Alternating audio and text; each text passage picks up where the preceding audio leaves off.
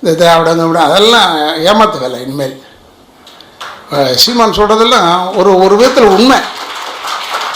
சீமானுடைய தாட் என்னான்னு கேட்டேன். பார்த்தா அவருடைய பேச்சில் தமிழ்நாட்டை தமிழன் தான் ஆள வேண்டும், அது கரெக்ட் பாயிண்ட். அது கேரளாவை யாராவது ஆள முடியுமா? கர்நாடகாவை யாராவது ஆள முடியுமா? முடியாது. மகாராஷ்டிராவில் போய் யாராவது ஆள முடியுமா? ஏன்டா தமிழ்நாடுக்கு மட்டும் தமிழன் வரமுல்ல? அதைத்தான் கேட்குறாரு சீமான். இது நம்ம ஜனங்க என்னென்னா வெறும் கை தட்டுவானா, அப்புறமா விட்டுருவான். இது ஒரு கஷ்டம் நம்ம நம்ம ஆளுங்களுக்குள்ள. இப்போ எப்படி இந்துக்களை திட்டிக்கிட்டே அந்த நாட்டில் தலைவர்கள் ஆகிறாங்கன்னா, அப்போ யார் முட்டாள்? இந்துக்கள் முட்டாள்கள். அதை போலத்தான் தமிழர்களை நம்ம கொண்டாடுறதுன்னு சொல்கிறான் ஒரு மனுஷன்.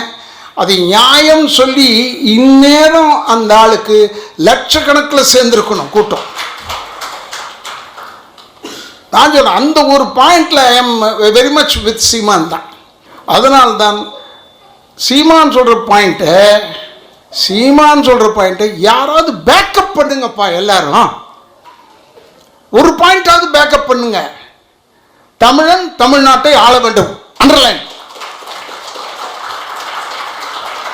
அவர் என்ன சொல்றாருன்னா, தமிழன் தமிழ்நாட்டுக்கு தலைவனாக இருக்கணும், நாங்கள் தலைவர்களாக இருக்கணும்.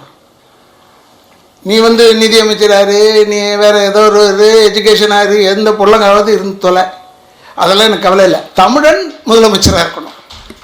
அது ஒண்டி தானே கேட்குறான் அந்த நாட்டில். சீமானை போன்றவர்களை என்னுடைய அப்பா பார்த்துருந்தா கோடி கட்டி பறக்க வச்சிருப்பார்.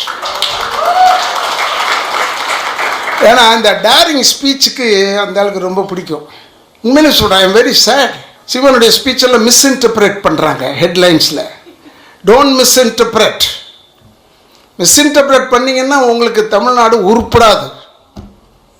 சும்மா எல்லாருமே ஒரே சைடாக நம்ம ஒரே சைடாக ஹலோ சொல்லிகிட்டு இருந்தோன்னா வாழ்க்கை நடக்காது ராஜா. நியூட்ரலாக இருந்தால் தான் நல்லபடியாக நடக்கும்.